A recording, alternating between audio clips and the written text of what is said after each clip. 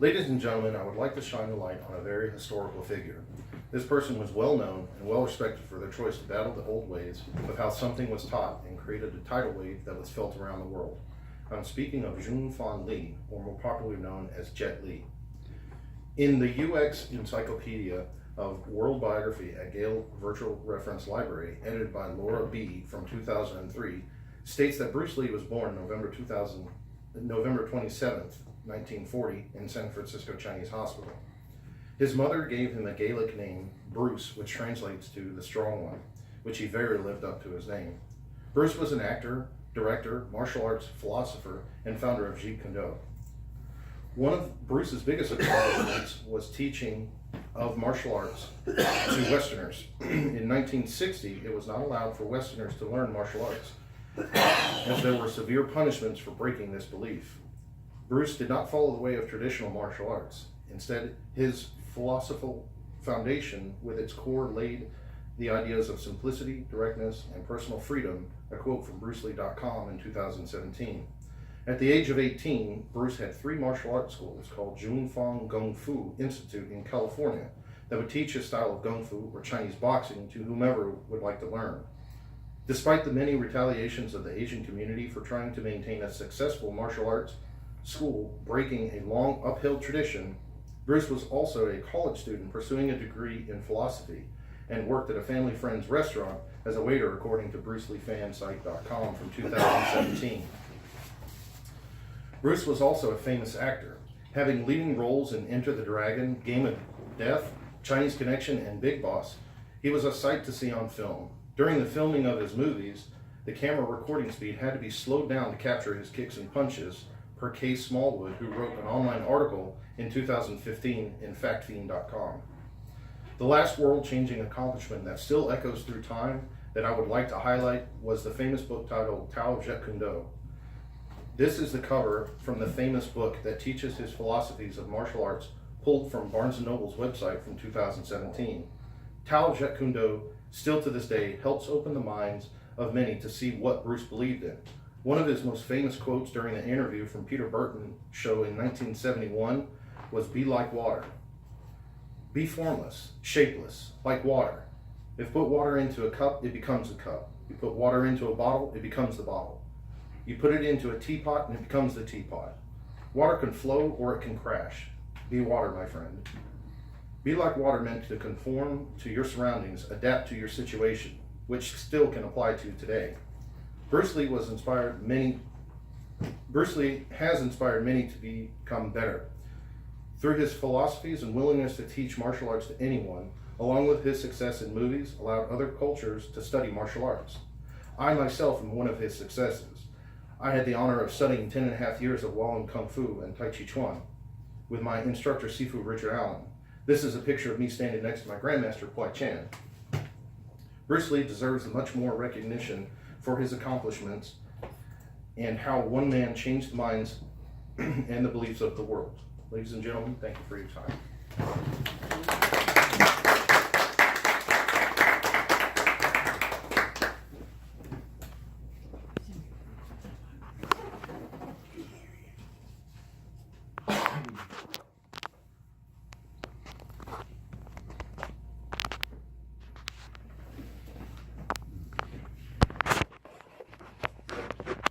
Questions? Yes. I didn't know that he was actually breaking tradition, that Westerners weren't allowed to learn Kung Fu. I didn't know that. Yes. Back then, it was highly restricted under certain gym rules, what they called Kung Fu schools. They were called gyms, that you were not allowed to teach outside of Asian communities. It was basically just Asians only, no Westerners. Bruce Lee, since he took philosophy classes, he sought it to be that everybody deserves the right to learn something if they want to learn. And that's why he opened up his Kung Fu schools to teach people different philosophies, as well as with the Tao Jet Kune Do, that teaches a lot of his theories of how he came about with the style of Jet Kune Do, because that's actually a branch off of a female martial arts style called Wing Chun. So he developed Jet Kune Do or Jeet Kune Do from Wing Chun, using his philosophies and so forth, and that's kind of what got him into the role of like teaching other people about that style. But that did anger a lot of the old grandmasters that, no, this has been going on for thousands of years, that only the Chinese know this. So that's why Bruce Lee broke the mold and started teaching other people how to do martial arts. Like Kareem Abdul-Jabbar was one of his first students. You have Chuck Norris was one of his students as well. He was also his sparring partner. And then you had a couple other basketball. Larry Bird was one of them. Was it? Yeah. So there's a couple of famous Hollywood stars that started learning from Bruce Lee. Who was that black guy that used to be in the movies with him? Kareem Abdul-Jabbar. Not Kareem. It was another guy. African American gentleman who did martial arts. A long time ago. You remember his name? His nickname was Black Belt Jones. He had an afro. Yeah. Yeah, I can't remember his name, but he was the guy in Enter the Dragon who said, "Man, you come right out of a comic book." Yeah, Reggie, was it Reggie? It wasn't Reggie. I know his nickname was like Black Belt Jones. That's what he went by. I'm gonna look that up. Wasn't Jackie Chan one of his other students? Was he? No, actually Jackie not. Jackie Chan was not one of his students. Jackie Chan actually doesn't even study martial arts. What he actually studies was Chinese circus. Oh. He grew up in the actual Chinese opera circus. Same thing with like Bruce Lee. Mm-hmm. Who did Elvis study with? Elvis studied with Bruce Lee. Elvis was another one that did study as well. Oh, wow. But Jackie Chan, his actual martial arts swayed off of him going through Chinese circus. And then from there, he created his own style. Because the actual, like what you see of drunken style boxing, that's not a real martial art. What it is that it's just somebody that just got drunk and created something that they call drunken martial arts. Because we had the chance through my Kung Fu school to learn it as well, but it's not really a style. It's just getting drunk and doing your same form, but making yourself look like you're defenseless during the whole style. Because there's, I think it's called Guan Chi or something like that, and that's drunken boxing. But you're never actually drunk. You just imitate the movements of a drunk to make yourself look off balance. Right. It's actually still a style, but it's not something that you would learn. Like there's no Sifu that will go out there and teach you drink as many beers as you can and go fight. Yeah. It doesn't work that way. Your coordination would be totally off. Yeah. It just gives the illusion that you're drunk to play that mind trick on somebody else to attack you. Okay. Was Bruce Lee the first to push the whole 1-inch punch thing? Like, He was actually the developer of it. Ip Man actually created the 1-inch punch.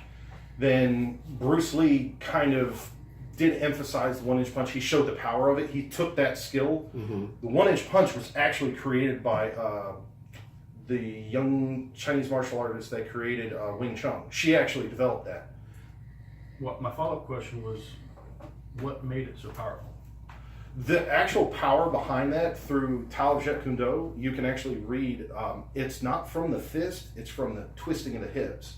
We actually learned that through the same as like iron palm training.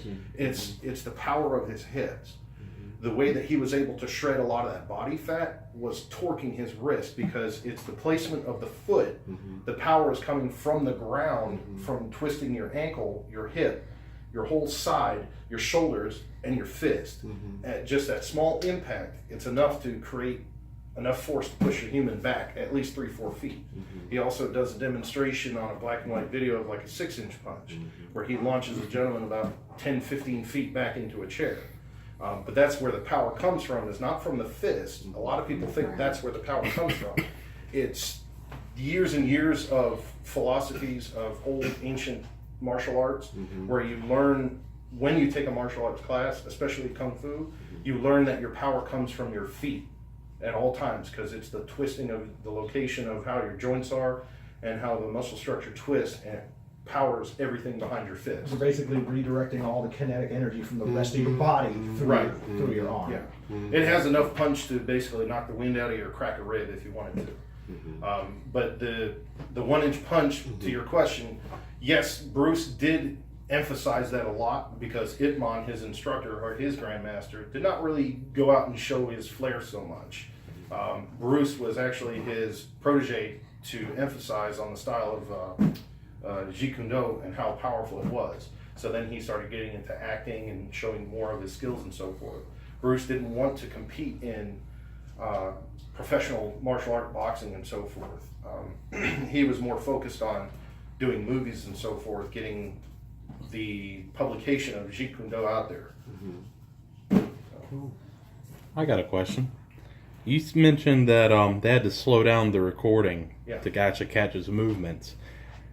I understand that we have some better cameras nowadays. Would that still be necessary using standard filming equipment? No, at this point, no, because we can do 3D rendering and so forth of it.